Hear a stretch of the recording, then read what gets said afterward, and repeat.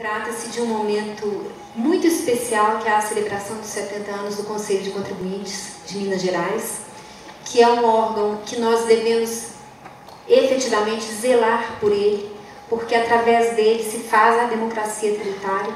É um órgão que sempre primou pela paridade, pela moralidade, pelo debate altamente técnico.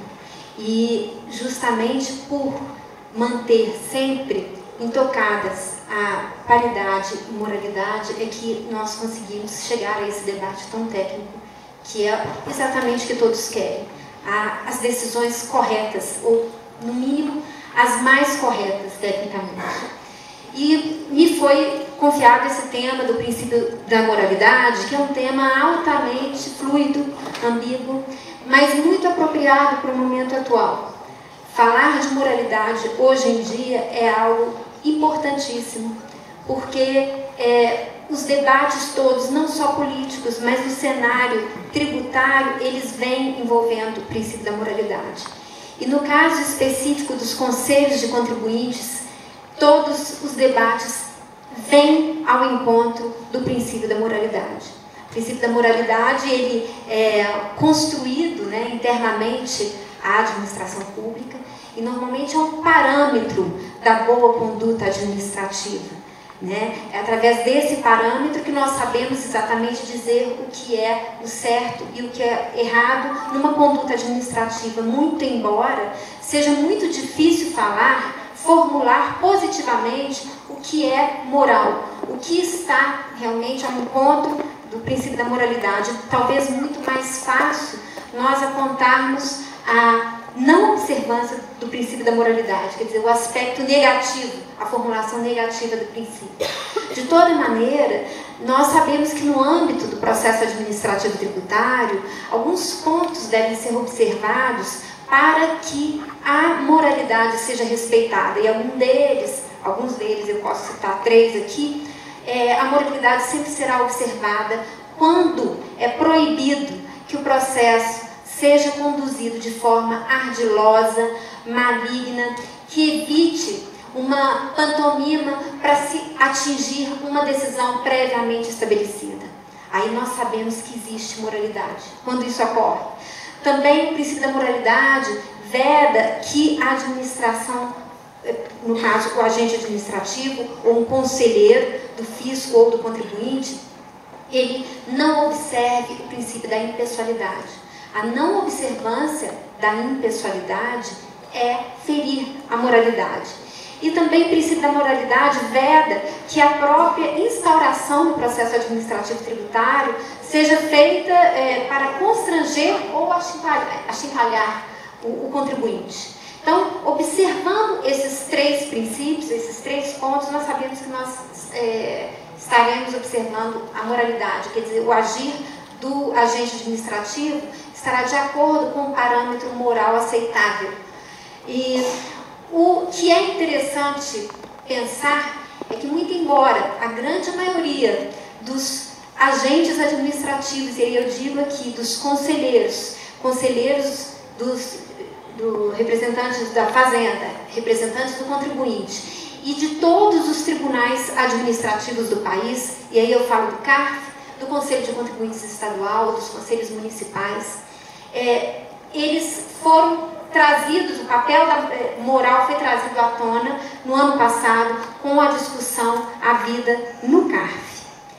Houve, como nós sabemos, o levantamento de suspeitas de que havia um desvio de condutas que não encontravam parâmetro moral que fosse resguardado pela Constituição Federal, e esse desvio de conduta acabou gerando uma decisão proferida pela OAB Federal, e quem esteve acompanhando a OAB, o julgamento da OAB, sobre a possibilidade ou não de advogados comporem, né, os quadros de conselheiros de contribuintes no CARF, e essa discussão agora também está vindo para os conselhos de contribuintes estaduais e municipais, foi justamente o fato de que a moralidade ou a não observância do parâmetro moral vinha ocorrendo em face de advogados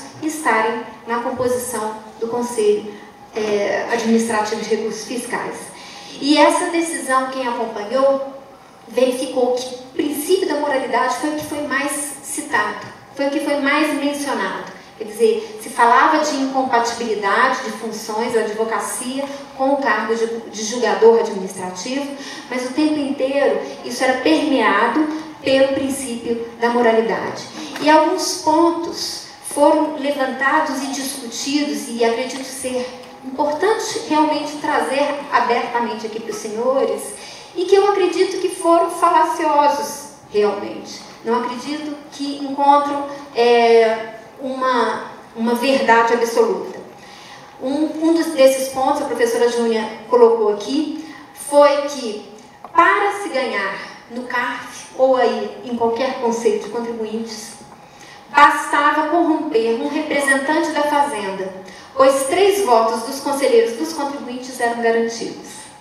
Isso foi um ponto muitíssimo levantado dos debates havidos no ano passado, como se o contribuinte chegasse no Conselho de Contribuintes Federal e já tivesse ganho a parte dele com base nos votos que teria necessariamente favoráveis dos conselheiros e dos contribuintes, e bastava corromper um do fisco, porque aí ele levava o prêmio, que era uma decisão favorável.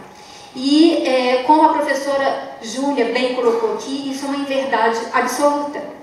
Houve uma pesquisa que, infelizmente, ela foi publicada após a decisão da OAB, embora ela já estivesse pronta antes. Vários conselheiros do CARF, à época, tiveram acesso ao resultado dessas pesquisas, feitas pela Associação Brasileira de Jurimetria, que mediram que de 2004 a 2013, apenas 4,85% das decisões foram pelo voto de qualidade, ou seja, nessa hipótese, 3 contribuintes votando favoravelmente ao contribuinte, 3 conselheiros do contribuinte e um fazendário votando favoravelmente a esse contribuinte. Apenas 4,85% dessas decisões foram proferidas pelo voto de qualidade. A grande maioria das decisões proferidas pelo CARF eram adotadas de forma unânime. E quem advoga lá por muito tempo sabe disso. A unanimidade normalmente é a regra. Sendo mais interessante ainda colocar que dessa unanimidade a maioria é sempre desfavorável ao contribuinte. Então, da unanimidade das decisões unânimes, 46,4% das decisões eram desfavoráveis ao contribuinte de forma unânime e 36,8% unânimes de forma favorável ao contribuinte, o restante era parcialmente favorável. Então isso já destrói essa falácia, essa colocação que veio sob a sombra da imoralidade, quer dizer, a atuação ali gerava uma imoralidade. Há dados muito específicos sobre cada sessão de julgamento do CARF. Primeira, segunda e terceira sessão, todos observam mais ou menos essa mesma linha de percentis. Esse percentil que eu coloquei aqui é geral, mas se vocês observarem as decisões da primeira, segunda e terceira sessão, elas seguem normalmente uma mesma linha. Outra falácia é que os julgadores também atuavam como advogados de contribuintes, dos contribuintes. Quer dizer, ali o que se levantou nos debates para se tirar a possibilidade de um advogado estar na composição do Conselho Administrativo de Recursos Fiscais era de que os advogados ali estavam advogando pelos seus clientes, pelos contribuintes. Isso aí é simplesmente admitir que o erro de que pode eventualmente ter ocorrido sim, e eu falo eventualmente porque nada foi provado até então, ele foi generalizado e trazido a todos. Parte-se do princípio da má-fé absoluta de qualquer conselheiro que está ali. Sendo que o conselheiro, quando ele se investe, né, desse cargo de conselheiro, ele deve observância ao regimento do conselho a que ele está observando, né, a que ele está atrelado. Quer dizer, e no regimento interno do CARF, assim como no regimento interno do Conselho de Contribuintes Estadual e Municipal, há as expressas ressalvas daquilo que aquele conselheiro não pode fazer. E uma das questões mais importantes é justamente a não advocacia administrativa. Não se pode advogar, né, enquanto se está ali naquele Conselho Administrativo de Recursos Fiscais. Não se pode advogar no Conselho de Contribuintes do Estado de Minas Gerais se você está investido do cargo de conselheiro de contribuintes.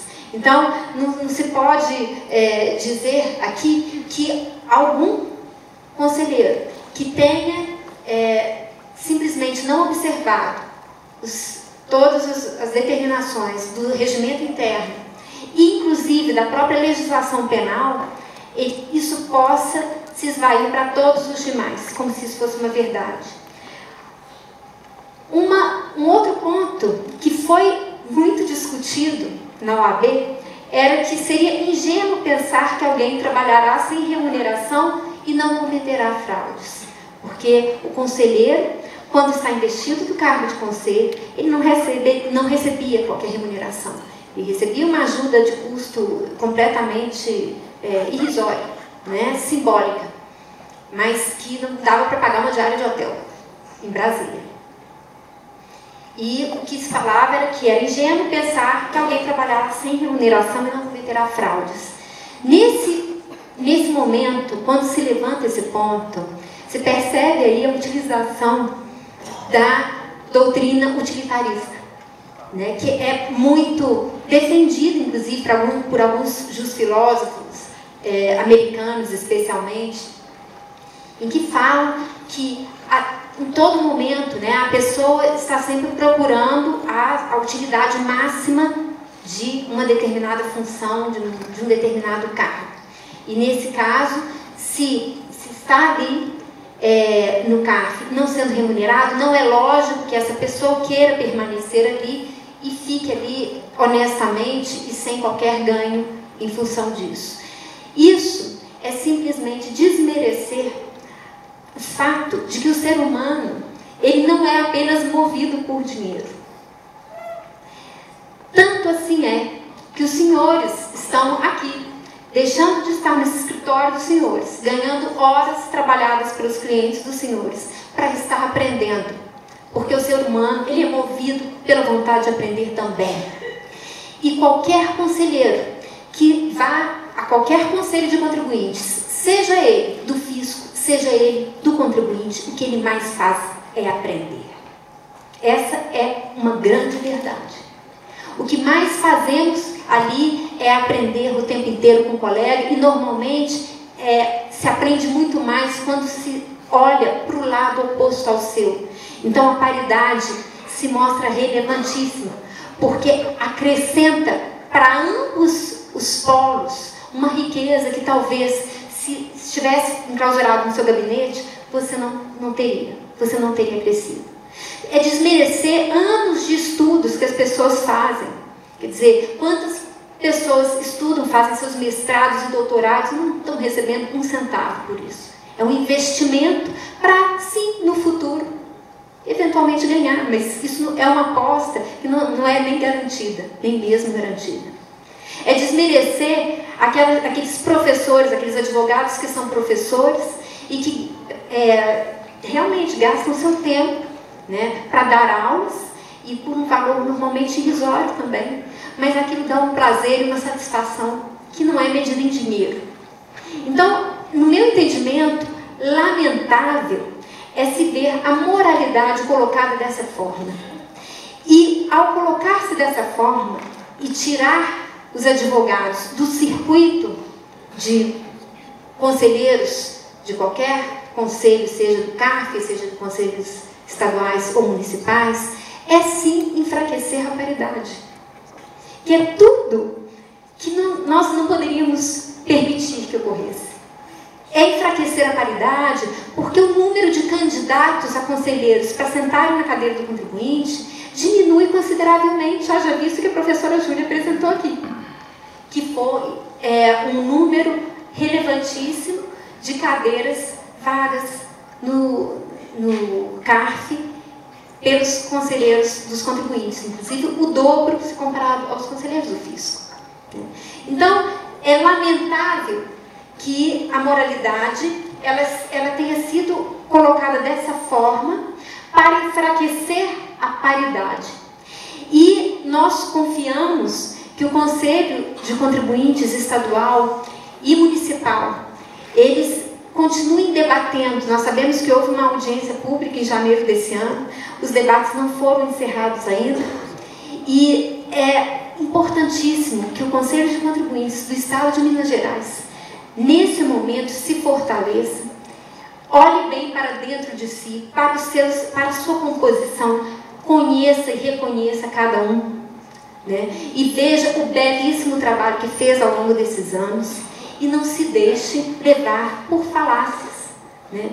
Porque a moralidade, ela muitas vezes, ela é uma forma de se, justamente pelo seu subjetivismo, é uma forma de se conduzir a decisões que são previamente estabelecidas, como eu falei aqui. E isso é que nós não podemos admitir.